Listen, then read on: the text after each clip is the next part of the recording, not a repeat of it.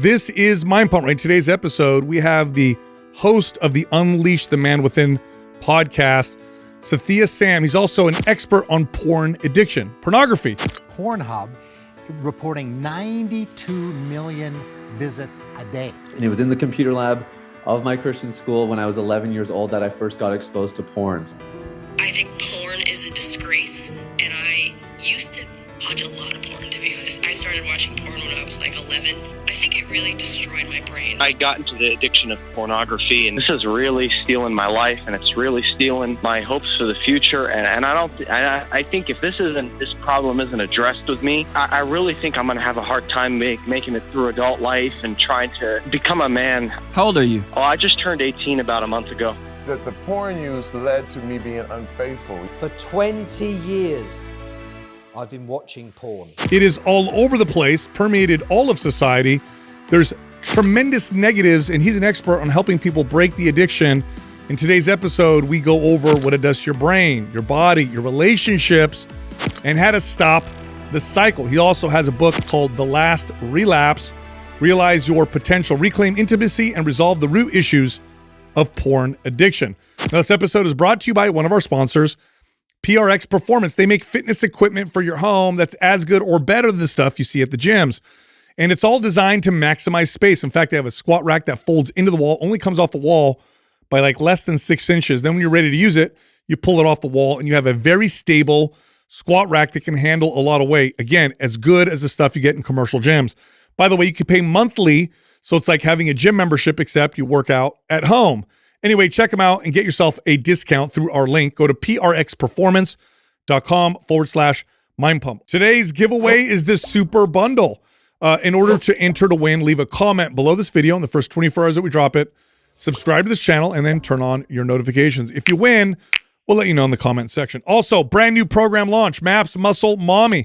This is a program for women who want to build muscle, sculpt their bodies, get leaner, speed up their metabolism, address the issues that women tend to be interested in. This program is for you if you're tired of doing endless hours of cardio, restricting your calories, if you don't want to just be skinny and weak, but you want to be sculpted, strong, and capable. This is the program for you. And right now, you can sign up and get $80 off. If you're interested, go to mapsmusclemommy.com, use the code MM80, and then included with that are 2 free ebooks, Thinner, Leaner, Stronger, and the Little Black Book of Workout Motivation. All right, here comes the show. Sathiya, welcome to the show. Thanks for having me, man. Thank you so much for coming on. So I'd like for you to go over your background a little bit, just so the audience is familiar with kind of what you do, the kind of work you do, and then we can kind of get into the topic. Yeah, I mean, we might as well just jump in. I help guys quit porn. How did you get to that, right? Yeah, 100%. So I was a university researcher for several years, and I was actually struggling with pornography while I was researching, because it was an intense environment. You need some way to cope. And for me, pornography was kind of how I did that. So studied at university. I actually was a pastor for 10 years after that, kind of had a career switch. And, was struggling, kind of got clean during that time. And we can get into that a little bit if you want. But just noticed how many guys were struggling. When I first kind of found the issue, I thought I was the only one. And then I'm pastoring people through it, just realizing how prevalent it is. These are like good guys, good guys at church that you would never expect to struggle with it. But they were struggling just like everyone else. So that's when I realized the prevalence of the issue. And then about 5 years ago, I realized I think there's an opportunity here for me to do something more serious with it. And I was feeling in a better place. I was feeling like this doesn't have the stranglehold on me that it used to. So I just started helping my buddies a little bit, was helping guys for free and just trying to see if I could even figure it out for them because I had figured it out for myself. And yeah, start to see a lot of success, start to realize just no one was talking about it. So start to create some media platforms and create conversations around it. And the rest is history. We grew a lot the last 2 years in particular. Yeah, what year was this and what were you actually researching for university? It wasn't around porn, it was for something else. No, I mean, no one was talking about pornography back then. Right. So I was in like a bio research lab. So we talked about everything from like genetics to neuroscience to photosynthesis. That was actually what I did my honors in. It was totally different and unrelated, but then I had a minor in psychology and brain and behavior, all that kind of stuff. So what's interesting about this topic is, like you said, a lot of people aren't talking about it. Now people are starting to talk about it. In fact, when I brought this up on the show, a couple times I've talked about the data on some of the damage that it's doing in people's behaviors, what the fMRIs are showing, the brain activity, that kind of stuff. Yeah. I get all these messages from people who are like, oh man, this is a big problem. It's a problem for me, or this is a problem for my husband. Yep. Or I've had women say the same thing.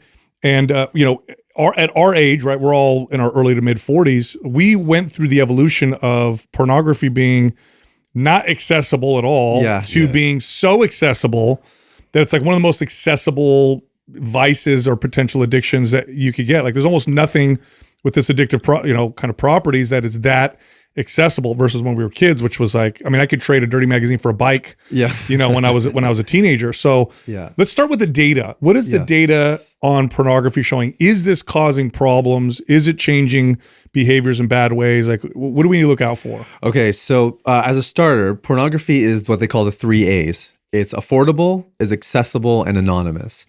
And no other drug really possesses those 3 qualities the same way. That's what makes it so rampant in our culture. Then you have the socialization of it, right? Like some people think it's okay, some people think it's bad. There's a lot of people in between who don't know. So all of that has created what I would call a silent epidemic. So the numbers don't lie. The top 3 porn sites get more traffic than Twitter, Amazon, and Netflix combined. So that alone should give you an idea of like the kind of traffic it's generating. And I think we know that. It's a $100 billion industry. The stats go on. The impacts happen in 3 arenas, and honestly, we should probably spend most of our time here today, I think. Okay. The first is relationships. The second is the individual's health and well-being, and the third would be spiritual life or, purpose, meaning, values, however you want to frame that. The most devastating is definitely the relationships, because we all know the quality of our life is determined by the quality of our relationships. So anything that impedes relationships, causes relationship dysfunction, it's going to be a problem. When pornography is introduced into a relationship, there's a 56% more likely chance that they will divorce. Just on that alone. Wow. Yeah. So divorce rates. Then you have like, I'm trying to remember now the stat. It was something like, because we know about 70% of divorces are initiated by the woman. And I think about 60% of those divorce cases cite the partner's porn use as one of the primary reasons for the divorce. Whoa, I didn't know that. Yeah. We've talked about that stat before. Yeah. You've brought that stat up before. Yeah, but that's I didn't know huge. that there was that large of a percent that were connected It's up to there. pornography. Don't quote me on that exact number, but it's up there. It's more than 50 for sure. Wow. So it's a huge player. Yeah. So because a lot of people think it's like, well, it's innocuous, and especially if we do it together, husband and wife type of deal. Yeah, it just doesn't work. What is the data showing on why this is affecting? Is it jealousy or is it different? Okay, so it's 2 things. So number 1, you guys are going to have Adam back in here soon, right? Adam Smith? Tomorrow. Yeah, okay. So there's actually a really interesting study that shows people's capacity for attachment plummets when they view pornography. So specifically, a guy will have a reduced ability to empathize when he's viewing pornography. So you can imagine how that starts to affect the relationship quality. Wow. Right? Because you can't empathize with your partner. There's no emotional connection. And eventually the woman starts to be like, well, forget it. This guy's like a meatball. I can't actually connect with him. So there's the emotional part of it. Then there's the more like sexual part of it, which is if you are watching pornography with any kind of regularity, you are increasing what I call your arousal threshold, what it takes for you to feel aroused. And porn is what they call a supernormal stimulus. So the level of stimulation that it provides your brain is unnatural. There's nothing you could experience in a real life scenario that would even be close to pornography. So if you watch this repeatedly again and again, your threshold gets higher.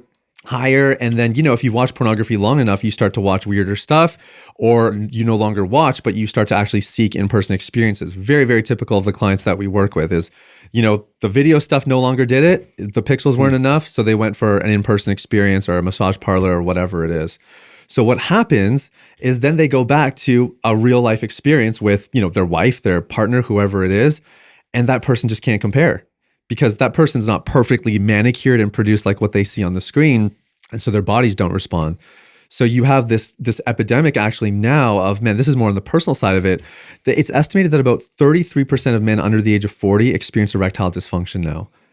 33%, 1 in 3. Wow. And sure, there's stress. I mean, there's all kinds of stuff. It's not just pornography, but let's not kid ourselves. Like with the rampancy of pornography, that's a huge part of it. So this is why it's starting to erode the relationship quality. Yeah. So I read an article on pornography and its effects, and the article, and I'd love your input on this. It said one of the reasons why it's so damaging, potentially damaging, is because it's tapping into a natural, for example, anytime we work with something that skews or distorts an already natural desire, then the potential for abuse goes through the roof. For example, food. Food is one of the most abused substances in the world. Appetite, wanting to eat, like that's a normal, natural thing to have. And then we distort it with foods that stimulate our senses, and we can't match those with nature. And next thing you know, fruit is bland, and I need candy, and I need whatever. Yeah. So that's just one example. I'm in the health and fitness space, so I use that one. But with pornography, like, the sexual drive is a normal, natural drive. Yeah. And to tamper with that, this article is making a point, like that's not something you necessarily want to do. No, it is true. It's I love having conversations about like, okay, what's worse, pornography or cocaine, pornography or alcohol? I mean, how the hell do you compare those things? Like, there's not necessarily an answer, but that's what I always come back to, Sal. Is it's like this is taking advantage of something that is fundamentally innate. You can't escape your sex drive no matter how you slice it, and I think that's why the porn industry is $100 billion industry, because it's capitalizing on something that we all desire. Like they say, sex sells. Yeah. So that's what makes it really easy to get into. It's also what makes it really hard to get out of. And that's what we find, like with the clients we work with, these guys are just as messed up. I mean, we've had clients who said, you know what, I actually was addicted to cocaine, or I was addicted to alcohol. I was able to quit those things. Sometimes it's cold turkey, sometimes they did rehab, but they could not for the life of them figure out pornography, because it's tapping into something that is just so biologically wired into us. Yeah, you mentioned that this isn't something we could ever accomplish in nature. I heard this example once and it blew me away. It said in the past, before this easy access to pornography, there was no king or conqueror that could have access to novelty that the average 15-year-old could have with their iPhone. Yeah, that's right. Like, except for Genghis Khan. Not even Genghis Khan. Like, he wouldn't have the access to this. I mean, there's an infinite number of videos and categories. Yeah. And then when it comes to novelty is part of sexual stimuli, right? Yes. You mentioned you have to look at weirder and weirder things. Isn't there data showing that the type of pornography that people are watching is getting more and more extreme and hardcore? Bro, it's getting weird. Yeah. Okay. Yeah, it's getting really weird. So, for starters, novelty enhances pleasure, which is why the first time you get exposed to something, it's actually kind of invigorating. And then you kind of keep watching similar stuff. Eventually it starts to progress. So that was the case for me. Like, I got exposed to pornography. I was 11 years old, and it was the softest porn you could imagine. But by the time I was like full blown addicted to it, like really reliant on it, I was watching way more hardcore stuff. Like, it had gradually kind of incrementally gotten worse.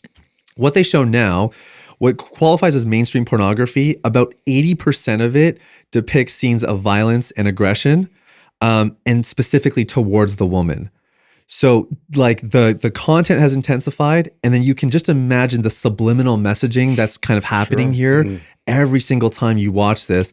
And then again, like, kids are getting exposed younger now. So I got exposed when I was 11. I mean, how old were you guys? Do you guys remember when you were first exposed? Are we including like a magazine? Is that yeah. Okay. So first time I saw a magazine, I was probably 14 or 15. Yeah, I would say 8th grade, 7th, 8th grade, probably the first time I seen. Yeah, that's pretty typical of like millennials or older. But Gen Z and younger, like, they're getting exposed 8, 9 years old. Oh, that's crazy. Right. And now they're not getting exposed to these really violent scenes of pornography, right? Like, the porn companies know what they're doing. They groom them to get very like soft exposure. Is there evidence of this, that they're actually grooming this kind of new user? I wouldn't use the word evidence. I would say it's a theory, and these guys are freaking geniuses. Like, the porn industry, they're the reason for like the freemium model.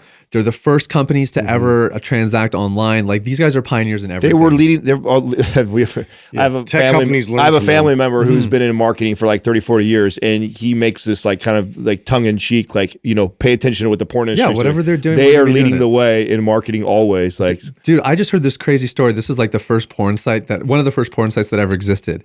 These guys were selling BDSM equipment, for lack of a better word. And they found they had got all this traffic, but not tons of sales. And so they created like a subscription service just for people to access the photos. And they made like a killing off of it. This is one of the first porn sites. Guess what year it was? 1994. Oh, wow. Yeah. Whoa, So really? just to give you an idea of how that's when subscription services didn't exist like that. Yeah. We give places like Netflix and those places the credit, but really it was being done way before like 2 that. decades before them. They're always on top of it. So again, I couldn't show you the exact evidence that they're targeting children, but we all know, even just from a business perspective, if they want to have people watching their stuff long term, coming back to their sites, you get them exposed young. The deeper the hooks go, the harder it is for them to get out of it. So here's my question with that, because because I'm familiar somewhat with the brain's plasticity, and it, it's always plastic to an extent, meaning it can mold and shape itself, but it's hyperplastic when you're a child. For example, if you teach a child 4 languages, before a certain age, they can speak all of them without an accent. Now, if you teach me 4 languages, I'm going to have an English accent with every single one because my brain's ability to mold itself is now limited compared to when I was a child.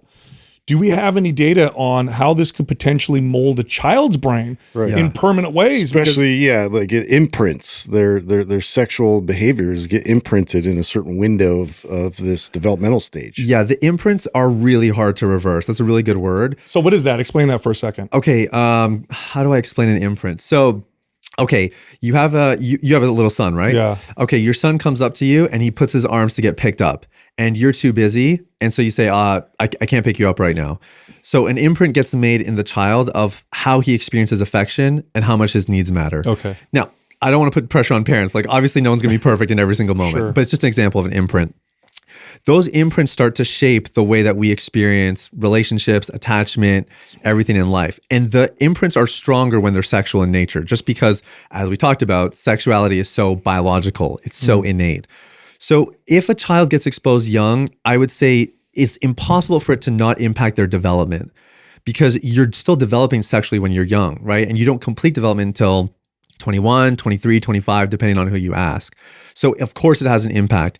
The amazing thing, though, is that your brain can still reverse most, if not all, of those effects, even in your adult years.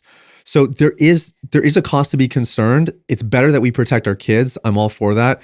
But for the people who are listening, who are like, man, I did get exposed young, and I don't know what to do. Your brain can still reverse. And I'm a great example of that. I haven't watched in 8 years. And like I said, I got exposed when I was 11 years old and struggled for 15 years. I read this article that theorized that the whole fetish of getting spanked started in boarding schools, where you had these adolescent boys, they would get paddled by their teachers. They're developing sexually, and they imprinted this kind of sexual feeling from them, and then they became adults, and they're like, hey, this is what I like. It's crazy. That's not a bad theory, actually. And that might sound a little out of left field, but like those early childhood experiences are super formative for, your appetites and the things that you seek after. And the other side of it is like, if you have a female teacher, a female authority who is maybe like, because, if we got hit in school, we know that like they don't really care about why we didn't finish our homework or why we got the bad grade or misbehaved or whatever it was, right? And that ultimately leaves you running at a deficiency emotionally, because they don't understand or they don't see or they don't get it, they don't appreciate it. And that drives a lot of sexuality is unmet needs and the specific places that we look for it. Going back, I want to hear a little bit about your personal journey from you get introduced at 11 years old, and then eventually you get to the point where you recognize it's going on.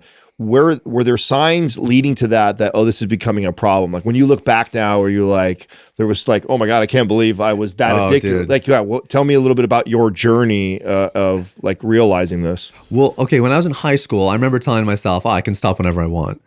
And that usually when you start to have to defend it, that's kind of when how bad it is, right? Yeah. That's a common thing that a drug addict would say, right? Exactly. Oh, no problem. I can totally stop. I can stop whenever I want. So basically what happened is I'm in university, I'm studying biology, I'm in this research lab. I grew up in a pastor's home. I actually got exposed to pornography in the computer lab of my Christian school. Oh my God. Wow. Yeah. Oh, wow. Just to put it in perspective, like you can't get protected from this stuff no matter where you are.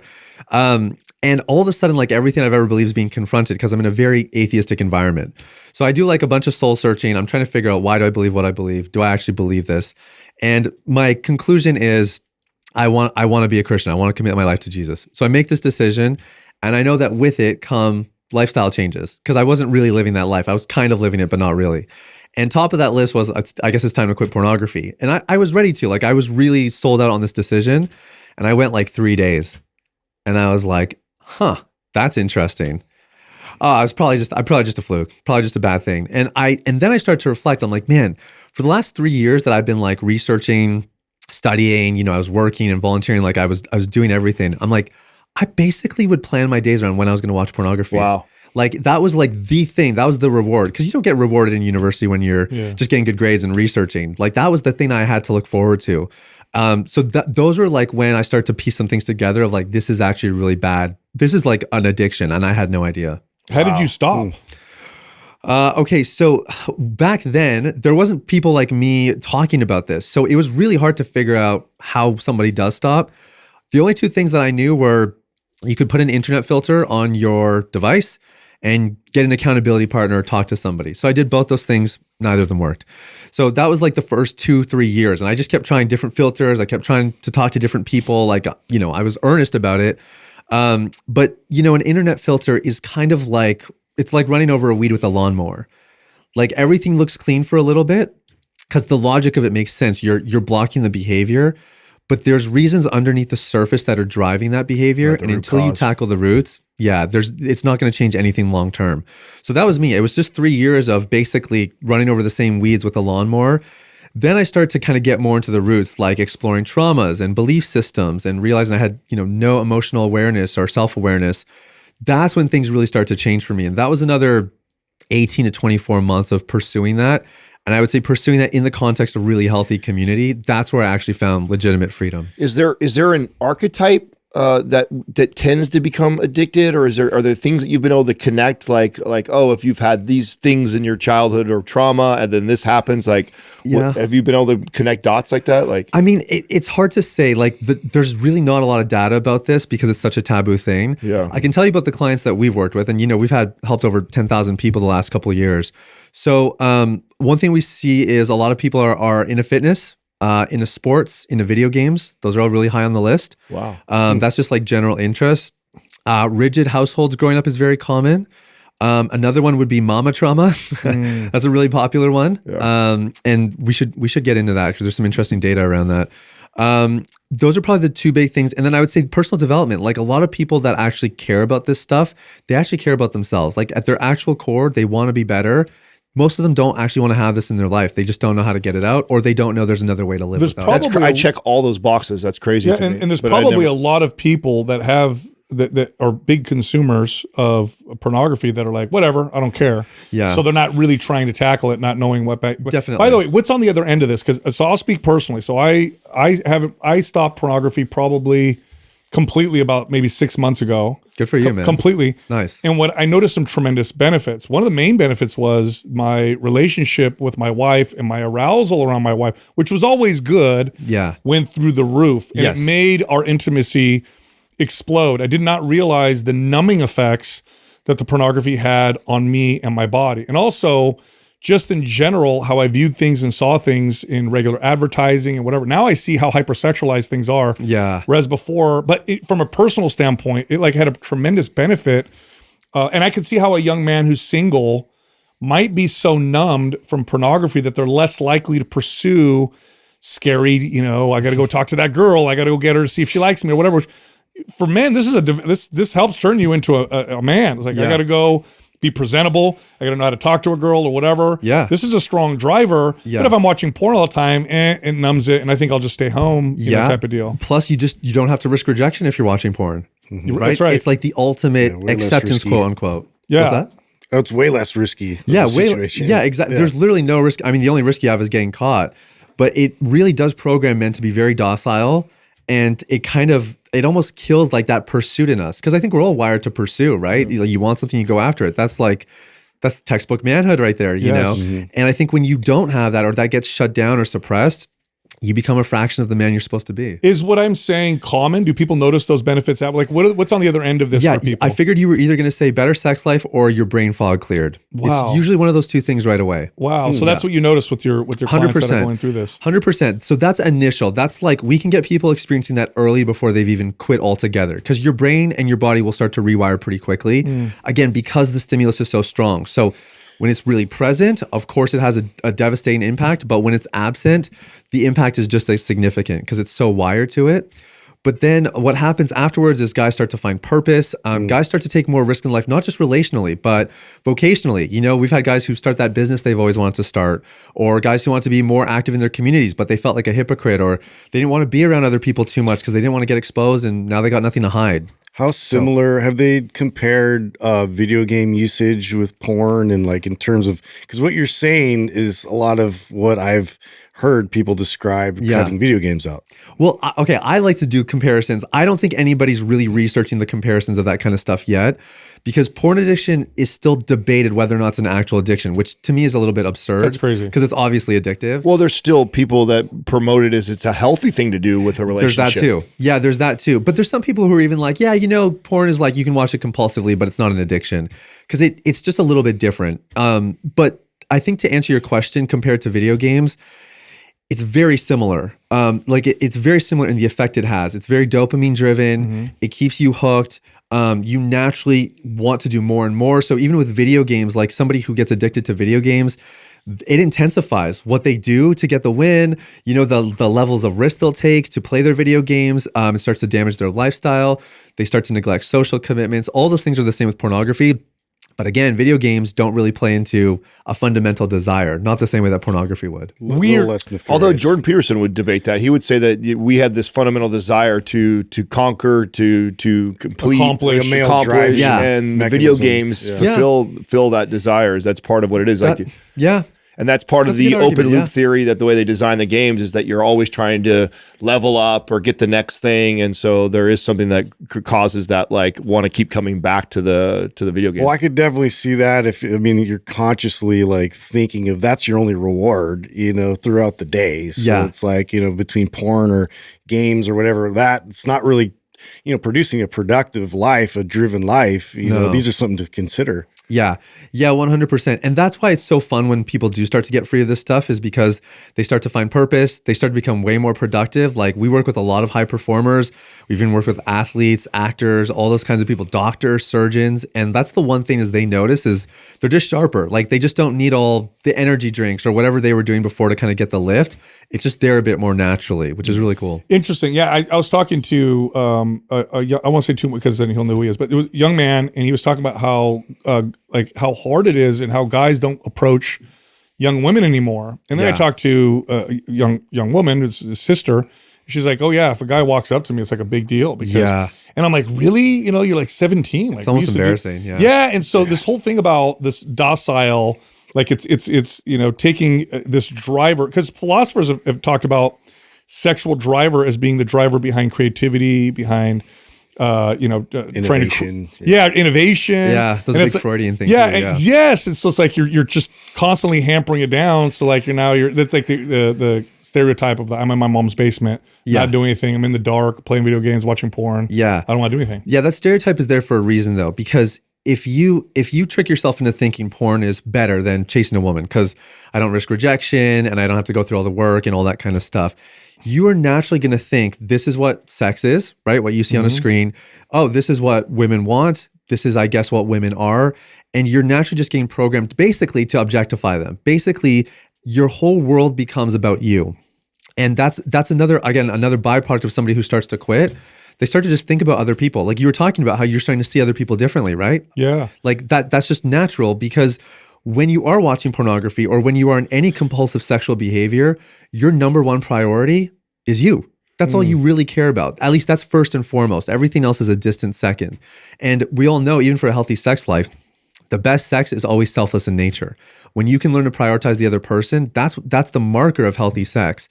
And all of these things kind of get lost when, the person's just watching pornography and opting for that over a real relationship. Have you ever seen, I can't remember the name of the actor, the movie Don Juan? Did you ever see that movie? I don't think so, no. Yeah, so it's a movie about a guy basically who has a porn addiction. Oh, I remember that. And one of the things, Katrina and I just watched it for the second time in a long time. It just popped up in the thing, like, oh, put it on.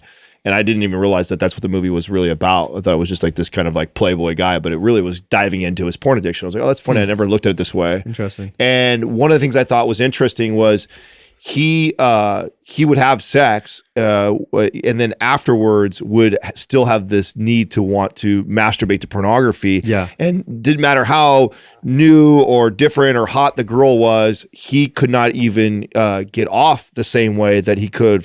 Is that common? Is that where you have these people that become so addicted to it that even the most amazing novel stimulus with a real woman is not even getting, they're not even getting the same pleasure as they would by themselves watching porn? Yeah, that's 100% true. Wow. Yeah, like with a real life person, it's like even if it's like the most incredible experience, let's give it a 6. It's a 6, whatever the scale is, it's a 6. Pornography would be like a 16. That's so crazy to me because that has to be so hard to unwind. Yeah. Because it's almost like you're confirming your own bias. Like, oh, this is better. Why would I want, like, that has to be so hard to fix that. Yeah. And that's why usually what drives somebody to actually stop is they reach some inescapable pain point. Like they can't get it up. Their wife is threatening to leave. They get caught at work. The amount of guys that have lost their jobs because they were watching on a work laptop or they got caught at work. That would be like the most embarrassing thing ever. You would those Zoom calls over. You'd have to tell your buddies that you lost your job for. Oh, nobody's telling their buddy that. Yeah. You make There's some a different shit. story for sure. You definitely make some shit up, yeah. right? Oh, 100%. Yeah. But those are very common stories. Wow. So this makes me I like to use I like to make parallels with what we do with health and exercise and nutrition. And you'll hear people say that about heavily processed foods, which are engineered to hit all the sensors in the brain and hit the dopamine and all that stuff. And they'll say, man, whole natural foods, like it doesn't compare. Yeah. Well, because the measurement you're using is just this one hedonistic value. So if sex is just that, well, yeah, pornography is going to win. Yeah. But what about all the other things that you're missing from being with a real person and having a relationship? Yeah. Which pornography is almost training people to separate completely, like sex and then what's a relationship. Yeah, exactly. Especially for men, because men can compartmentalize, right? Like we do that very easily. And sex is incredibly integrated. So that's the beauty of somebody getting clean of this stuff is their lives become very integrated, like emotionally, physically, mentally, vocationally, spiritually, the list goes on and on. The amount you're talking about fitness, I mean, the amount of guys who start to take better care of their bodies once they quit watching porn is very, very high. Now we're talking about men, but what about women? Are they having issues with this as well? Definitely. 36% of viewers are women. Wow. Yeah. So I don't know. And that's a growing number, right? That's had to have increased. Yeah. I mean, I don't know. It was underreported. I don't know what the number would have been like 5-10 years ago. It's higher now though, for sure. Like it was under 30% at least 4 or 5 years ago. Like I've been tracking the data the last few years. I wonder what the reasons are between the two sexes. Like if there's different reasons, like why they're seeking it. Like maybe women are not getting pursued as much as they were getting pursued before, and so then they're going that direction. There's similar reasons and there's different reasons. Okay. The different reasons are men are very visual, so that's why pornography is so addictive. We're just naturally visually stimulated. Women are a lot more drawn to like a story. Like Jordan Peterson would say literary pornography is really appealing to women because of the story and all romance that kind of novels, stuff. Like crazy. Okay, yeah, that makes sense. That's a little bit of a hard line. It's not like women aren't visually stimulated either. You know what I mean? Like there's a blend there. So those are like the fundamental differences. But the driver, I personally am convinced after helping so many people and just being exposed to so much of the filth that people experience from pornography, at its core, porn addiction is an intimacy disorder. And I think whether you're a man or a woman, your experience and your wiring for intimacy gets so distorted by pornography that I think it doesn't matter who you are, where you've been from. I think that's what drives people to watch porn. I think people are lonely. They want to experience connection ultimately, and they can't find it in healthy ways. And so they just naturally go to something like pornography, and then they come back again and again because of its addictive properties. So let's pretend we're talking to somebody who we're working on this. Like, what are some of the steps and exercises that you're using to help someone like that, right? Yeah. Honestly, the first thing we do is we cultivate a thing we call emotional fitness. So a lot of people talk about emotional health, emotional intelligence.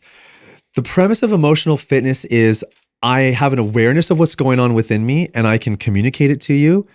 And I know it so well that even in the heat of a moment when I'm tempted or triggered or whatever, I can still keep my ground and keep my nervous system regulated. That's an art. That does not just happen overnight. But when people can develop that skill, that becomes the gateway to all other success drivers in recovery. The second pillar for us is working through trauma. We would call it like transformation of the heart. So this is where you're exploring child-parent relationships. Those dynamics are literally always at play. Like there isn't one person who doesn't have some issue with a father or a mother that's driving their porn behavior. Guaranteed. So that's always at play. And we use a specific modality called inner child work. It's very, very effective with people who have sexual misbehavior. We can get into that. And then I'll mention the third really quick because I'm sure there's more questions here. The third is what we call identity shifting. And this is where you're basically like, you know, the old 12-step model. It's like, hey, I'm Sathiya, I'm an alcoholic. We don't really subscribe to at least that first step. There's other parts that are great. But my conviction is if you believe that you are an addict, if that's your identity, then you will stay addicted just by faith alone because that's your identity. So why wouldn't you stay addicted? So we try to shift people's identity to a place where they would rather be 100% their true selves and rejected than 80% their true selves and accepted. So we're trying to build this radical boldness and confidence within guys to just own who they are. All the weird things and all the awesome things. And it's a process. But those are like, that's like, to me, we've seen other people who are successful. Like, it's not like we're the only people doing this. They all have these three pillars in one way or the other. And when you envelop that in community, especially for men, I mean, women are just naturally way better at forming communities. But when you can give a man a healthy community where he can be vulnerable, he can work through his stuff openly, and he can get support and encouragement, man, I mean, that guy will change the world. Now, you originally kind of were alluding to like the relationship with the mom, with the son as being like a main driver for porn. Could you get into the details of that a bit more and like what that looks like? Okay, so without fail, the top 5 most searched terms on porn sites year over year, somewhere in there is MILF content, always, without fail. And there's a reason for it. The things that we watch actually give us clues into our trauma. And that is true. Like, it doesn't really matter who you are, how you slice it. If you pay attention to the kind of content you watch, I guarantee you there's actually clues to your solution in there. Wow. And so a lot of people try to ignore what triggers them. Like, that's the common thing is like, oh crap, I'm triggered, got to like deflect it and defend it and get it away. We actually want to lean into those triggers. We want to figure out, why did that trigger you? Because if we can answer that question really clearly, we can probably really clearly define your solution as well. So with mommy issues, what happens is, guys have this maternal figure growing up, and no mom is perfect. Even the best of moms have their shortcomings. And we find ways to cope with those shortcomings. So I will use myself as an example, because this was actually, this textbook. So my mom is an amazing woman. She's kind, she's nurturing, she's really, really sweet. She's not a very expressive woman. And so I still remember I was one-on-one, I was working with a therapist, I'd been trying to get free for probably 3.5, 4 years. And all of a sudden my relationship with my mom comes up, and I'm kind of like, oh no, my mom's good. Like, I was good with her. He's like, no, I think we need to talk about it.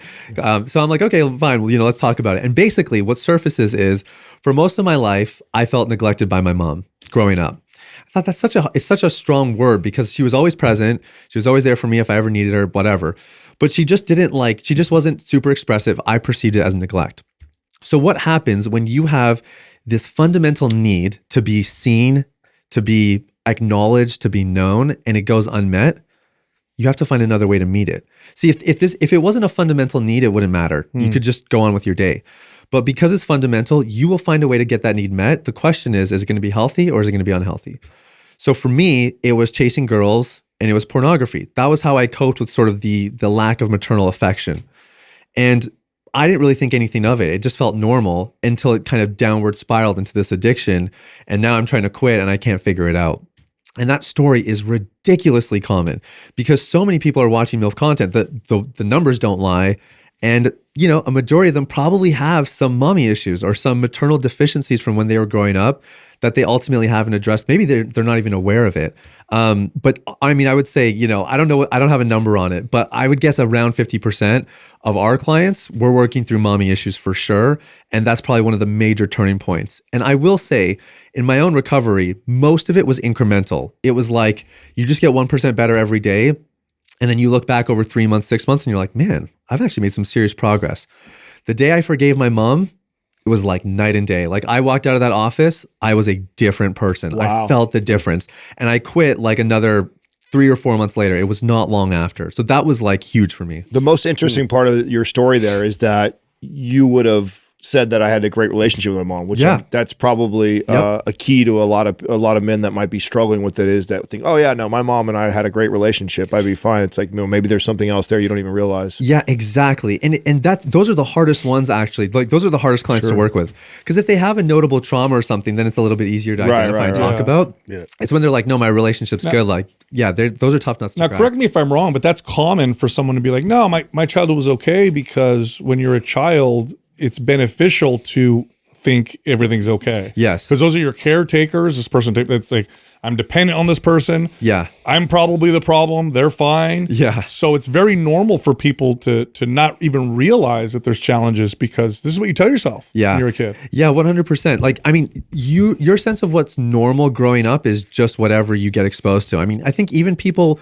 when you could grow up in like a drug house or something like that, and still your concept of normal is relatively skewed, because you just think what you grew up in is normal. So it's one of the hardest things, because again, especially when you have high achieving, high performing people, usually they're the most numb. They're the most numb to what's actually going on in some of these dynamics and how they're driving them. So it takes work, but I would say once you build that emotional fitness, like we were talking about earlier, people start to get aware a lot more quickly after that. Yeah, I didn't realize, I remember years ago, my cousin and I, we grew up in very similar families. We're talking to our wives about, ways that we were raised and things that happened in the house. Yeah. And we were laughing about these stories, and the looks on our wives' faces was like, like gasp, like, they did what? Your dad did that? Your mom did that? Yeah. And we'd laugh about it. And then I started realizing, wait, that's not, like, what I'm saying sounds messed up. Yeah. Oh my God. And then my cousin and I looked at each other, we're like, I didn't realize that was an issue, because you grew up with it. Yeah. You think it's totally normal. Yeah. Or you have the issues and you don't think they really affect you.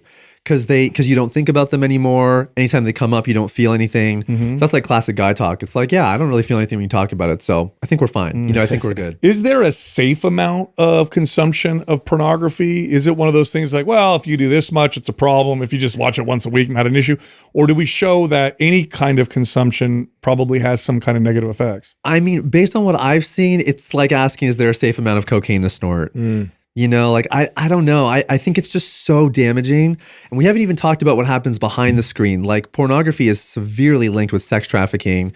The conditions that a lot of these videos are filmed in are pretty nasty. Like, you're supporting something that maybe is not everything it's cracked out to be.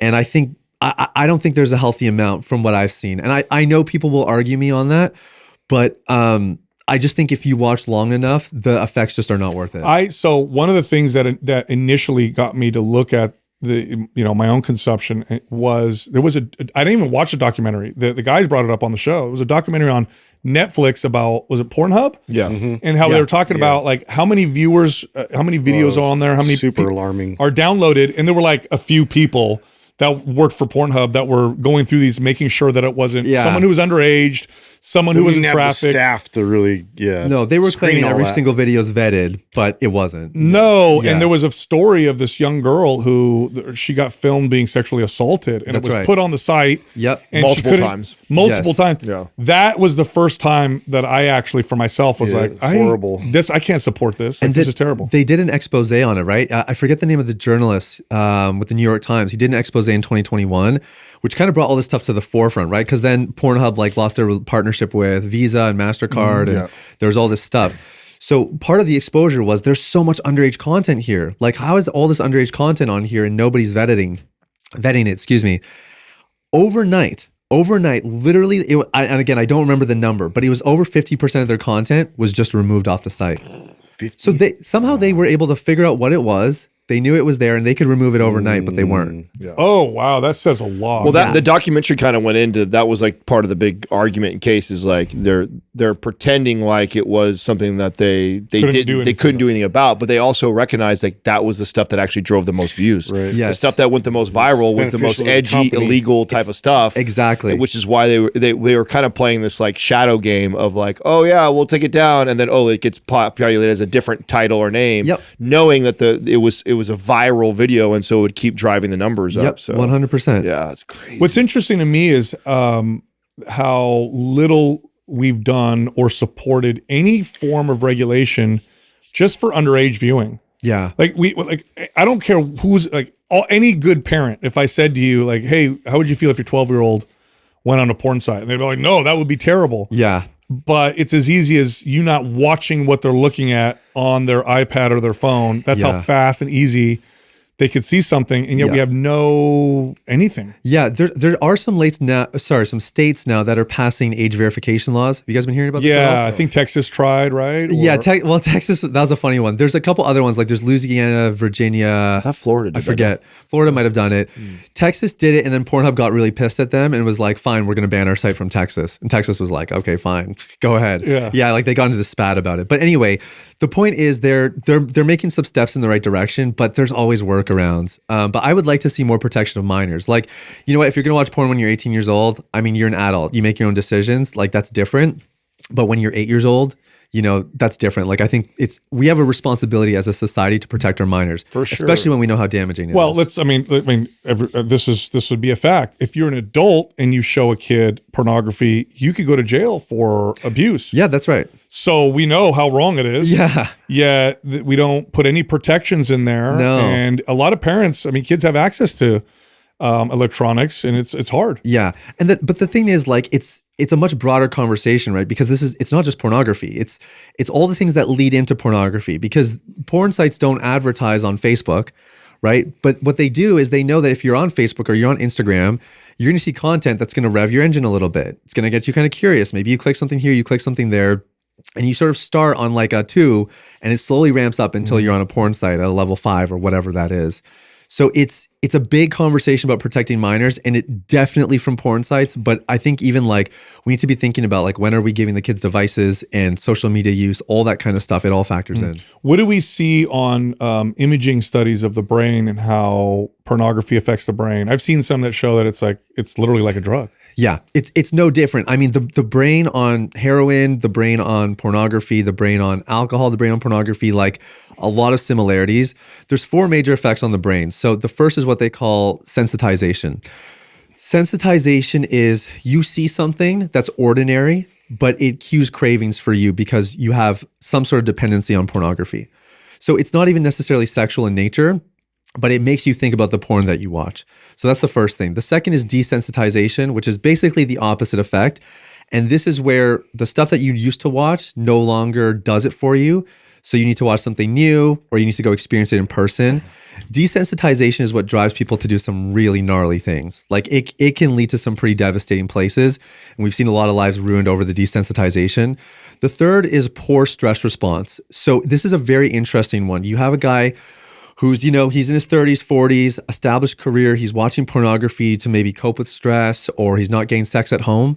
But then what happens is his whole ability to just cope with a screaming kid, a kid who doesn't sleep at night, pressures at work, project deadlines, all this kind of stuff starts to mess with him. And he doesn't realize that watching pornography is actually reducing his ability to mitigate stress. It's actually shown, like it's demonstrated in the brain. And the fourth, and maybe the most damaging of all, is what they call hypofrontality. So what separates humans from any other species is our prefrontal cortex. It's the frontal part of the brain. And that part literally gets shut down. Like they've noticed that it starts to become gray on brain scans, or it'll even start to shrink. It changes form when somebody's watching enough pornography. Hypofrontality. So it reduces the circulation to that part of your brain. And so you start to prioritize quick fixes over the long term. You don't know how to delay gratification. You can't relate with people. Your executive decision-making becomes a lot weaker. I mean, the whole gamut. From an evolutionary standpoint, this makes perfect sense. If you were exposed to extreme novelty from an evolutionary standpoint, your brain would model itself to take advantage of as much of that novelty as possible, so that you could get your DNA, right, spread your seed or whatever. Yes. So it makes perfect sense. We see that with people with food, is they'll eat hyper palatable, hyper-processed food, and more they'll seek it out because their body's trying to just absorb and collect as many calories as possible. Yeah. Because we evolved in calorie sparse environment. Yeah. So it makes perfect sense that the brain. So essentially, it's making you more impulsive. Exactly. And again, it's not making you more impulsive sexually. It's just making you more impulsive, period. Whoa. So Across finances, relationships, spirituality, like whatever you want, you're going to be impulsive. And like if we were to do a deeper dive on our clients, we haven't done this, although it'd be interesting, but I can guarantee you there's all these subsidiary addictions that they have as well. Like porn addiction might be the main thing, but there's all these other things where they've developed this kind of compulsivity, whether it's with their money or video games. Or I was just going to ask you, you probably, with all your experience, can you put together like a list of questions that avoids the porn question, but lets you know, but lets you like, it's like check. Like, yeah, it's about a 95% chance this guy's addicted to porn too. Yeah, 100%. I mean, again, upbringing is always the leading indicator. Like, tell me about your upbringing. Yeah. The way they describe their upbringing tells you a lot. And we already kind of talked about that. But then, like I said, the video games, the sports, fitness, like, because pornography is so rewarding, people who are naturally reward seekers, those are the people where it's like, yeah, pornography is probably in your life one way or the other. Wow. Yeah. And then the thing that people always say to me, because again, it's a taboo subject. I get no one's going to come up to me and be like, you have guys quit porn? Dude, I struggle with porn. That's amazing. Like no one's doing that. Usually people say like, oh man, yeah, I used to struggle and like, thank God I don't struggle anymore. It's like, yeah, the number of people that say that, I'm like, or I got a friend who don't struggle anymore. Exactly. What about people who are neurodivergent or dopamine deficient, whatever you want to call it? Yeah, I know I'm ADHD, and I know that there's a higher prevalence of people with ADHD who engage in impulsive behaviors, including hypersexuality, etc. Yeah, is that a higher risk factor? Definitely. Yeah, I've done some collaborations with a PhD in ADHD, and she has ADHD herself. Fascinating researcher. And she would suggest that the brain is reprioritized when you're neurodivergent, when you have ADHD or whatever it might be. And because of those priorities, they heavily favor something like pornography. Not because pornography is rewarding, not because it's super, sexually arousing or whatever. Pornography actually can really help you focus. That's the weird thing for the neurodivergent brain. Interesting. And that's all you want when you're neurodivergent, right? You just want to feel like your brain can settle and that you can actually focus. And pornography, again, if it's engaging enough, if it's scintillating enough, it'll do exactly that. Wow. That's interesting. Are there any triggers that you see for pornography with people? Like, I would assume drugs and alcohol, because they reduce or they might increase impulsivity or bring down your guard. You notice anything like that? Yeah, alcohol is definitely a big one for sure. Especially like I'm thinking of like most of the athletes we've worked with, we almost always have to have a conversation with them about alcohol. Because usually when they make a mistake, whether it's pornography or it's something else, usually alcohol's involved. It's just, like you said, it brings down their defenses. I think other common triggers are social media. If we were to break down a lot of the slips and relapses that we've seen people have over the years, social media is often at play. Because like, I'm not watching porn, but I'm on Instagram. This is triggering me to go. Yeah. Explore page.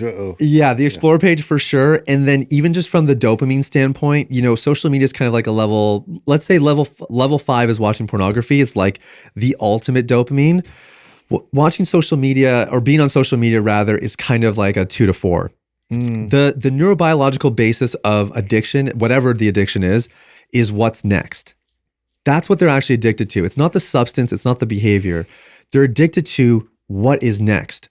So let's think about this, okay? If you're on Instagram, what do? Scroll. Yeah. You look for what's next, right? Whether it's the feed or it's the stories, you're constantly looking for what's next. So you're starting to rev this engine that is getting excited about what's next. And then eventually you're like, well, social media is not exciting enough. So you go to pornography or something else like that. So I would say social media is probably the biggest trigger, if I'm being honest. And then I would say the other one is just relationship dysfunction. Guys, girls, it doesn't matter. When you're experiencing loneliness, disconnection, you have a fight, you have an argument, breakup, whatever, all of those things are incredibly triggering for porn. That's super fascinating for you to share that, because I shared on the podcast. I don't know if you guys remember this, but I was talking about, because I've never like really battled with pornography. I don't know if it's our generation or what. That's awesome. Yeah, that's good. But I've noticed certain things like this. Like I talked to the guys one time where I was like, I notice if I know when it's going to be a night of sex with my wife, just based off of her behaviors leading up. The clues are right. The clues are all there. Like, oh, I'm getting some tonight. And if I'm like sitting on the bed waiting for her to finish shower and getting ready and do stuff like that, and decide to get on my phone and just scroll through, and not even like looking at like half naked pic, anything, just being on social media, like just going through cars, whatever stuff I'm into. Yeah, it will like almost kill the mood for me. Libido, yeah. It's a trip and there's a versus just patiently just sitting there and wait. If I just sit there and wait quietly, and just wait, it could be 20 minutes. I am definitely but just getting on my phone is a night and day difference on that. And I've made that connection of like, oh, if I know my wife wants to tonight, I just put the phone away altogether. Yeah. Healthy sexual activity is a good balance between kind of this pursuit and then being relaxed. Like, to actually climax, you have to relax. You can't just be like super worked up. And what happens when you do stuff like that, the reason it kills your libido is because you lose the balance. It throws everything off. You become very like high pursuit, but almost like hyper, like it's too much. Yeah. And then you kind of lose that zone a little bit. So yeah, very common. It's funny is one of the characteristics when I would work with clients who would go on, like they would go off their diet and binge type of deal. And I put this together years after years of working with people, was that they would be more interested in the bite that was on their fork and not the one that was in their mouth. So they'd eat, and it was like, it's not about what I'm eating, it's about the next one. It's always about the next one. Yeah, that's a really good point. And so you look at the data on like binge eating or eating that way, and the speed at which people eat is significantly higher when they're in that state, because it has nothing to do with what you're actually enjoying. Yeah. It's about the next thing. Did you guys know people who watch porn are actually more likely to have eating disorders? You ever heard that? Makes a lot of sense. Yeah. Oh, wow. I didn't know that. So what you just mentioned is interesting. I feel like they should research that. But the reason that I've seen is body dysmorphia. So you have guys who are watching pornography. They're seeing these guys with immaculate physiques and unrealistic physiques in certain areas. And then all of a sudden they're putting all this pressure on themselves to look a certain way, to feel a certain way, and they don't. And so there's actually a specific study that showed they were more likely to exhibit eating disorder behaviors, binge purging, all that kind of stuff. That's got to be, so I could imagine for women, I imagine the similarities and the damage it does for men and women, but I would imagine for women, the unrealistic expectations, not just of how they should look, but what they need to do, what they're supposed to do, how to satisfy a man. If he says, do this, then I should probably do this. I could imagine a teenage girl or girl in her 20s really becoming distorted on what sex is supposed to be like, or what she can say no to, or what should be expected. I've actually heard of stories of in this, because I've read articles on this, of young women saying like, I didn't know I could say no to not having a threesome or not doing this thing, because it seems so common. Did you hear Billie Eilish's story? No. You heard her story? No. Oh, dude, it's like mortifying. So she basically, this is on Howard Stern. So she was talking about how porn was basically sex ed for her. That's how she learned about sex. And when she started having sex, what was normal for her was everything she had seen online, which more or less was BDSM. Because like that kind of stuff is very normal now. That's like mainstream. And she had no idea that you could, like you said, she had no idea she could say no. And she had no idea that that wasn't like normal, healthy sex. She just thought this is what you do. And I couldn't say no to it. She was a young girl. She was a teenager at the time. She said, I didn't know I could say no because I just assumed this is what guys want and this is what a girl's supposed to do because that's all she knew. So the pressure on women is exorbitant. You can't imagine. I think women can't even really articulate the pressure on them. Not just because, your body's supposed to look this way, you're supposed to do X, Y, Z, but then it's the intensity, it's the narratives, it's that, you're supposed to be turned on right away. It's all the small little implications that porn kind of sends in their messaging that make it really hard. And then it's worse if you're a woman who's addicted to pornography, because we can kind of understand men being addicted, and yes, it's a taboo conversation, but at least people will talk about it. Case in point right here. Right. But for women to actually get the help that they need if they're addicted to it, it's really, really tough. I would imagine part of the reason why is A, it's more common for a man to be addicted, but two, putting myself, if I were to put myself in their shoes, they'd probably be afraid to tell somebody they were addicted to pornography because they could be viewed as this hypersexual, oh, cool. Yeah. Well, then I'm going to take advantage of you type. That's a scary place for a woman to be. Yeah. Because they're not as physically strong as men or whatever. And there's always that threat. Yeah. And the biggest lie you believe when you are struggling with something is that you're the only one. Right? That's like the ultimate isolator.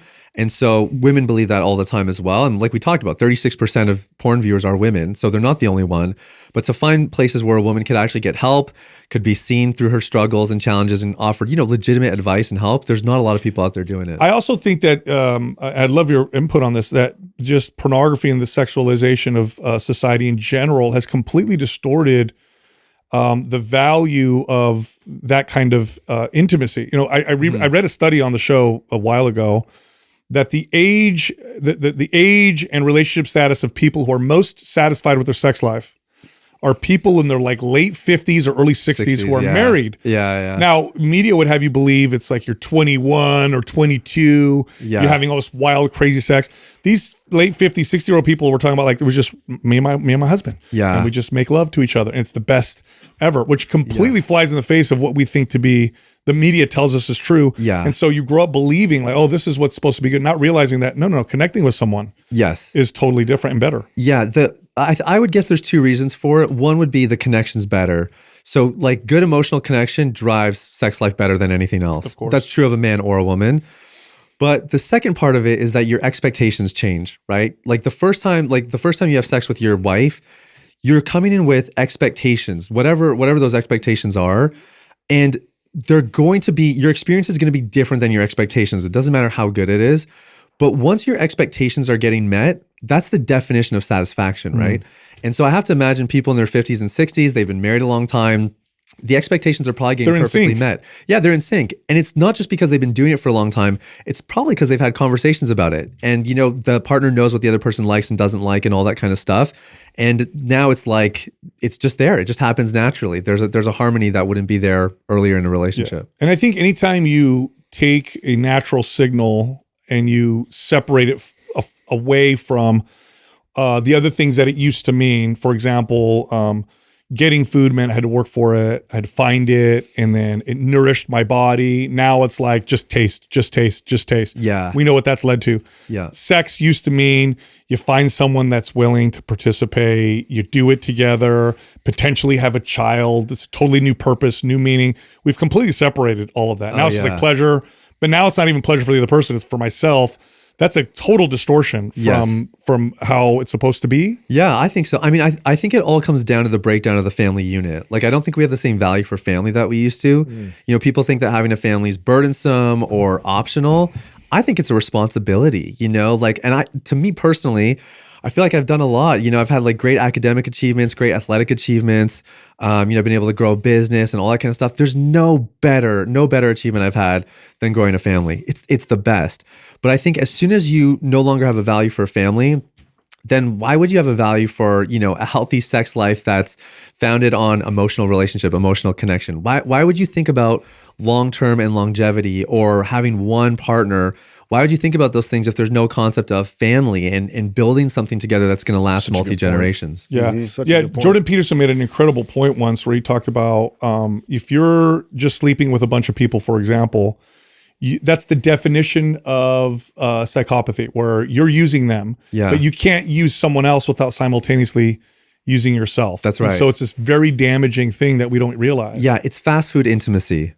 Right? Mm-hmm. So it temporarily satisfies the craving, but it ultimately leaves you hungrier. Wow. And if you take in enough of it, you're going to get out of shape, whether it's physically, emotionally, sexually, or otherwise. Or spiritually. Yeah. What is the success rate that you're finding with the people that you're working with? And what is the success rate generally for people who are trying to just complete, because I'm imagining what does that timeline look like? Yeah, I imagine people aren't coming to you and saying, hey, I just want to reduce my consumption. They're probably like, no, I want to stop. Yes. Is that like a low success rate, high success rate? What does that look like? Okay, so let's make a distinction between sobriety and freedom. Okay, sobriety is I've gone 60 days without watching pornography. Sobriety is the street counting, it's white knuckling, it's sort of the I went without the behavior. Freedom is of the heart. Freedom is I'm a different person. Freedom is I wake up and I'm not afraid of relapsing today. Freedom is I don't know how long it's been because I don't really care. Like it's a completely different mindset. Our clients, we have about 70% success rate of our clients getting sobriety within about 4 months. So they usually, when a client finishes with us after 4 months, they're at least 2 months sober. The longevity part of it, that takes more time. It takes probably anywhere from 18 months to about 4 or 5 years to actually experience real freedom. And we just haven't been long enough for me to say, here's our exact number. But I mean, we get stories all the time. We just got a story of a guy. He's a missionary in Uganda, kind of a random one, but he's got 6 kids. He was about to lose everything basically over porn addiction. And he just messaged us back. He was sober for 2 months. He had hit that mark. And then I think it's been 11 months now. And he's just like, yeah, my sex life is better. My life is night and day. The way I'm able to minister to these people, like everything's better. He's under a lot of stress.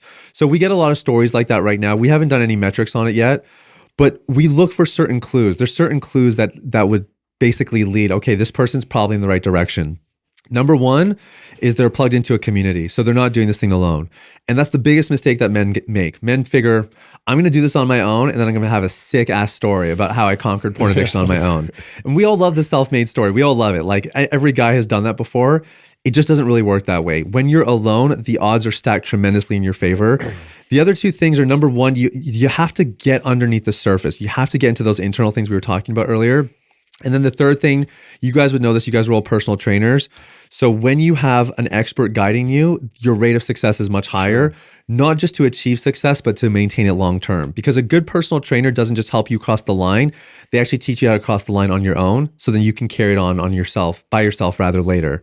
And that's what a good guide does. You know, it's very similar to the pathway I think we talk about with, and I like this, the idea of like sobriety versus freedom, like with dieting. Yes. And one of the things that so Katrina and I were talking about this before you came in, because she knew you were coming in today, and we were talking about like our own relationship with like utilizing porns for that, and neither one of us have had that addiction. Yeah. And one of the things that we were talking about was like, well, what are some of the reasons why we think that we've been successful in this? And she's like, well, I go, you know, I have this connection with you that even if I were to go use porn, it doesn't even come close to that. And it reminds me of the dieting. Like when you teach a client to attach to all the things that the healthy eating is, besides just the weight loss or whatever like that, it makes it much easier. Is that the same thing? Like when somebody who has figured this out gets freedom, they start to realize like, oh my God, the real thing is so much more important. And is that something you guys teach in that process? Because this is what we teach a client with the freedom with food, is like, stop looking at it just like you're going to lose weight on the scale. Yeah. Like look at all the other things that it makes your life so much better. Yeah. So the reason my company exists is I believe that if you change the man, you change the world. And so for us, when it comes to quitting pornography, it's not really about quitting porn. It's about becoming the person that you were made to be, because there's a society that's begging for it. Maybe a wife that's begging for it, kids that are begging for it, that need you to show up and be the best version of yourself you can be. And when quitting pornography becomes more about that, the healthy relationships, leading your family better, producing better at work, that's when things really start to shift. And that's when a changed man can then go out and change the world. So it's 100% true. You have to have that vision, and the price of not having that vision in your life has to be more significant than the price you're paying to keep porn in it. And once that equilibrium shifts, that's when people will do radical things to change their life. And it's really beautiful. It's so identical to that's exactly what happened to me. Exactly. I had tried, abstinence from it, tried back and forth. I'd fail. Yeah. And it wasn't until I was trying to be a better person versus not do this thing that it clicked. And it was probably to be a better person for someone you love, or some people that you care about. Well, for me, it was more of a spiritual journey. So and that really it actually changed a lot of my behaviors, and it became free. Yeah. So it wasn't like you said, white knuckling. Yeah. We're like, ooh, avoid it. Yeah. It was like, I actually don't want to. Exactly. I really don't want to. I don't want to. It's not a threat to you, right? No. And that's the beauty of a transformational process, is you actually change so that something that once was a threat to you or scary to you no longer is. I wanted to comment on the thing you said about connection with your wife, Katrina. Yeah. So there's a British journalist named Johann Hari, and he had a viral TED Talk like 9-10 years ago about addiction. And it was all about Rat Park. Did you guys ever watch that? Sound familiar? Is this the one where they're put in like the way they look at addiction with rats, where they put them in like jail? They put them in like the two bottles, right? One's got cocaine, laced water, one's regular water. Of course, they get addicted to cocaine. Yeah. Then they put the rats in like what they call Rat Park, which has all these toys. It's still got the same two bottles, right? The water and the cocaine-laced water. But they're not super stressed out. They're not stressed out. They can have sex with other rats, all that kind of stuff. And so they don't get addicted to cocaine. And basically, the summation of the findings was the opposite of addiction is not sobriety, it's connection. And so that connection piece becomes really, really valuable for fighting addiction, but then keeping it off and having that bigger vision. And so I love that you said it's your spiritual life, so your connection with God. Yes. And dude, that's like, I mean, for me, that was everything as well. That was, like I said, I committed my life to Christ, and that was the reason I wanted to quit. It's a great driving force, but you have to learn what it means to actually connect spiritually. You can't just have a religious practice that says, well, I'm religious now, I don't watch porn. You know, that's no better than white knuckling it or internet filters. It has to be, I want to actually foster meaningful connection in my life, become a better person. And I know that to do those things, I'm going to have to leave porn behind. I imagine that has to be kind of part of the curriculum for somebody that doesn't have a significant other but struggles with this. They have to find that connection with something else, like outside of themselves. So they're so self-centric. Big time. Well, marriage is a magnifier, right? So if you have issues now before you're married, they're going to be bigger issues on the other side. Absolutely. You're kidding Especially if yourself. you have a good wife. Yeah. She'll let you know. Yeah, that's right. Which is counterintuitive, actually. A lot of single guys think when I'm married, I'll be having sex regularly, so I won't need to watch porn. And that would be true if watching porn was actually about your sexual needs, but it's not. The reason people watch porn is about, like we said, comfort, connection. It's things that are fundamental and vital. So sure, the first 6 months you're married, you may not watch porn, but then what happens when you get into your first fight? Right. What happens when your wife says no? Then what are you going to do? How are you going to handle that? Well, the way you were handling before was pornography, so why would it be any different now? So for guys who are single, yeah, it's a huge part of it. You have to find something bigger than yourself. And I personally would recommend you get in touch with your future self. Think about your future self, because if you can start to plug into the person you want to be one day, that'll make you think whether or not you want to keep pornography around. Because if it's around now, it's going to be around later, and it'll cause more issues later on.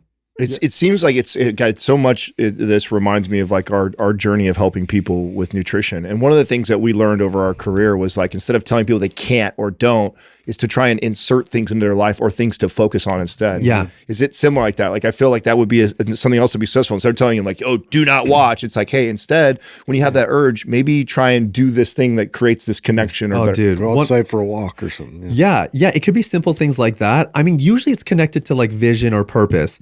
Like they did this multivariate analysis of people who are struggling with porn. Multivariate analysis just means they try to see, okay, we'll isolate all these things and we'll see which one of these impacts somebody's porn consumption the most, or which one's the most correlated. And they found that meaninglessness rose to the top above everything else. So when people felt empty, no sense of purpose, that's when they were more likely to consume pornography. So the natural antidote then is when we're working with people, we're saying like, let's get like what excites you?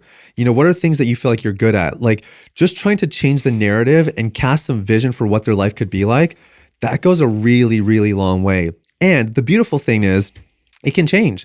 So, we've had guys who they'll come to us and their wife is really upset with them, thinking about leaving, and they'll come to us and they'll say, I need to get my marriage back. And we'll say, okay, let's get your marriage back on track. We know that's not the best reason in the world to quit pornography, but if that's what's motivating you right now, we'll do it. We'll start there. Yeah. But then 4 months in, it's like, okay, I got this under wraps. It's not perfect, but things are going in the right direction. My wife is at least thinking about trusting me again. Now we need to revision. We need to cast a new vision so that you can continue to stay motivated to keep that success going in the right direction. Because otherwise, if it's just like I need to accomplish this, you accomplish the thing and then you don't have any reason. It's like the Michael Phelps who accomplishes everything you can imagine at the Olympics. And then now he's depressed because he's got nothing to live Or for. it's like the weight loss goal. Somebody comes in, they just want to lose 15 pounds. We lose 15 pounds. Okay, what keeps you eating good going forward? Exactly. And I think the more internally focused it becomes and relationally centric, the more powerful it is. Like I know for me in my fitness journey, the reason I actually like want to be in shape and have a sick physique is for my grandkids. Like I want to be able to play with my grandkids one day.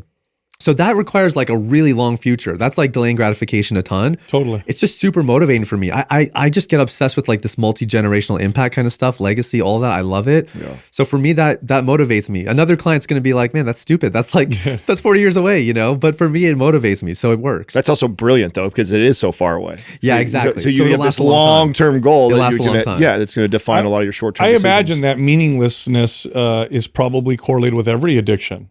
Not just pornography. So. It's got to all be the same. So interesting. Yeah, it's meaninglessness and the pain of meaninglessness often as well. Like pornography is an excellent medicator of pain or discomfort, anguish, whatever it is you might be experiencing. So yeah, that meaninglessness it's a really painful thing, and we have to find something to cope with. When you started this business, because you said how long have you had it now? 5 years. Okay, 5. You said over how many people? Over 10,000. Okay, did you even did you think there would be as much of a demand as? No, I mean, when I started, everybody was like, oh man, that's cool. Like I got a lot of the when people wish you good luck, but they think you're going to fail. Yeah. Like I got tons of that when I started, but I was really convinced that people were out there and needed it. But the first 2 years were pretty lonely. I'm not going to lie. Like you're kind of knocking on doors trying to see if anyone will talk to you about it. And it's there, but not really. So like getting the message out early was hard. Then like, I don't know, 2 years ago, 3 years ago, Jordan Peterson's talking about it. Dr. Andrew Huberman's talking about it. All of a sudden, like these voices are emerging. And now it's like, okay, now we're off to the races. So like the last 2 or 3 years, like, I mean, the book has like flown off the shelves like crazy, and a lot more people coming through the program that are not just like morally convicted, even though I think that should be part of it, but people who are just like, man, this is ruining my life. I need to get it back on track. Do you think there's a cultural shift? Is that what's happening too? Yeah. Yeah. I think porn is kind of like the modern day cigarette. Like everybody thought it was cool at first, doctors were endorsing it, and then all of a sudden it was like, wow, this thing actually causes cancer. And I don't think we're there yet. I think it's going to take longer to get there, but I do think things are shifting. My guess is probably in the next 2 to 4 years, you'll see a dramatic shift where it's not, now it's like a majority will say porn is actually bad for you and I'm trying to get off of it or I'm trying to avoid it. Well, so I first started seeing like inklings that there was a culture shift because you would see these young men create these no fap. Yeah, like no November, no Yeah. fap November, Yeah. or hey, I'm going to avoid porn for a while because I got and I'm like, these are young men saying this. They're figuring it out themselves. Yeah. I mean, the younger generation is a lot smarter, to their credit. I mean, I think they realize how destructive it is, and I think it's so relationally toxic that I think that's what's awakening people is like, man, this is ruining relationships. This is causing divorces. This is causing sexual dysfunction. Like the list goes on. So I think people are waking up to it, and I think we just need some more voices. That's why I'm actually really grateful you guys had me on, because I think a lot of people aren't willing to have this conversation because it is still taboo. It is still a little bit private and individual, but it needs to happen because more people need to be set free. Now, I know you can't share personal stories, but what are some examples without names of like some of the craziest situations you've had to help somebody through? Okay, so we had one guy. This guy's like late 60s, and he's been addicted to porn for most of his life. So that would have been like magazines, VHS, DVD. Like he went through like the whole technological progression. So peep shows. Yeah, exactly. So in his words, he basically had an affair every opportunity that he got. So, and he's been married for 4 decades. So when he came to us, he had just got caught. By the way, for people who are married and you're watching porn, there's only 2 ways it ends. You either confess or you get caught. Most people don't realize that. So he got caught. His wife is like not sure if she wants to stick around. They've been together for 40 years. And when we started talking to him, we're like, okay, well, why do you watch pornography? He's like, I don't know. I just watch because I watch. I'm a dude. I got desires. We're like, no, but why? Like, what were you feeling or what was going on? He was so numb to his inner life. He like hadn't felt a feeling in like 40 years.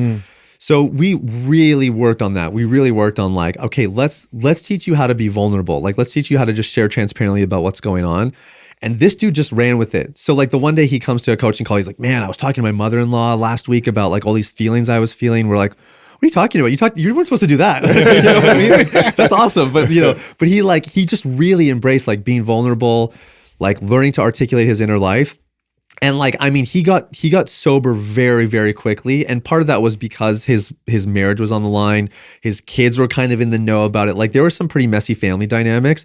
But this dude just embraced the message of like, okay, nothing to hide. I'm going to be transparent, even with my own mother-in-law. And like, it was the glint in his eyes that was different, where it was just like, he is a new person. And like his wife decided to stay with him. His kids have all forgiven him. Like, it's just a really beautiful story of like, man, this guy turned things around. Wild that you could go 40 years in a marriage and have that going on. And like, it just now surfaced. Like that's some people are really good at hiding. Yeah.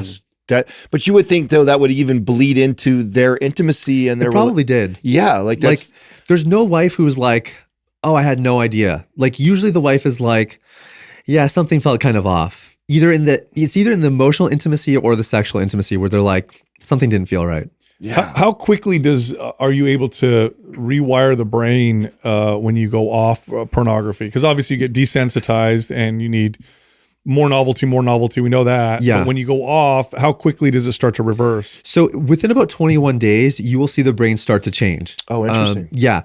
So the first 21 days can be really difficult.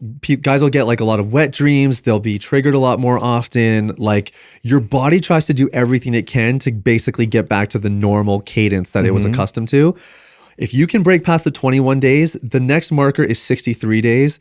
And 63 days is where new habits can start to actually take root. And at about the 90-day mark, once you're about 3 months in, again, your brain hasn't fully changed. I would say it probably takes anywhere from 18 to 48 months for that to happen. But at about 90 days, your brain is in a very different state. And some of that hypofrontality starts to dissipate. some of the, quick fix, short-term kind of rewards, those things all start to rewire pretty quickly. Awesome. Awesome. So let's talk more about the benefits you've seen with your clients besides quitting porn. Like what are they noticing? So, I mean, we worked with an athlete. This guy was a professional basketball player. And his big thing was kind of like, he had this identity that was all wrapped in performance, very typical of a high achieving person, right? It's like, I am what I do. And if I don't do things well, then I'm invaluable. So those people often have the most dramatic shifts, because when you can learn that you are still just as valuable, even though you might screw up or you might make mistakes or you have shortcomings, and you can be seen with those shortcomings, what happens is people start to take more risks in life. So this guy started a business, he's making a bunch of money. So he started his own businesses. He started to invest. The one thing that's really fun for us is we see people start to have kids.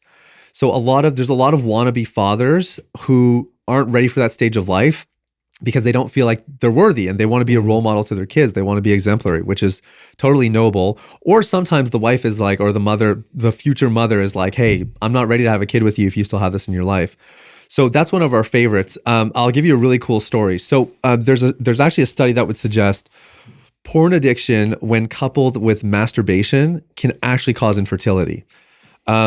And it's a really alarming study. Do you want me to go into it first? Yeah. Okay. How does that even work? It's a fascinating study. Okay, so basically what they found is, this was in young men.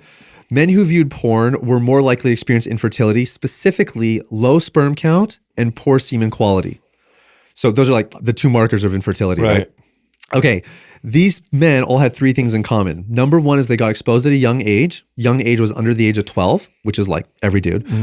They were high frequency viewers. Okay, the researchers deemed if you watched twice a week, you were a high frequency viewer. That's twice a week is high frequency. Yeah, that's a really low threshold. I would say most young men are way more than that. Way more, probably twice a day. Right. And then the third was that they coupled porn consumption with masturbation. So if you had those three things in place, chances of infertility were higher.